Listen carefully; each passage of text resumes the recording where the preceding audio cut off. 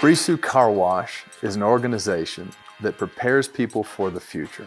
In other words, we're a development company that happens to be a car wash. Brisu is really passionate about developing people. So taking them from maybe it is their first job, we are going to give them the skills. It's not just about being at a car wash, it's about how to prepare them for their future. Bubsy, this is our pay station. This is where we start our customer interaction. We offer all these different style of washes, and we also do have a monthly unlimited wash pass with that as well. That's what the little pamphlet's for. It really begins with who are we recruiting to become part of this team? What can we provide that would lure people in to give them something they didn't know was an opportunity, especially at a car wash. And now we have things as far as management apprenticeship programs that are accredited to the Department of Labor.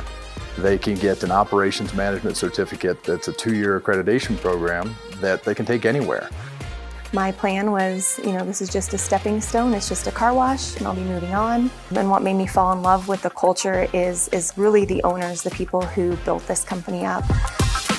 They were in the trenches with you, shoveling mud, and just next to you, shoulder to shoulder, teaching you kind of everything that you needed to know to grow within the company.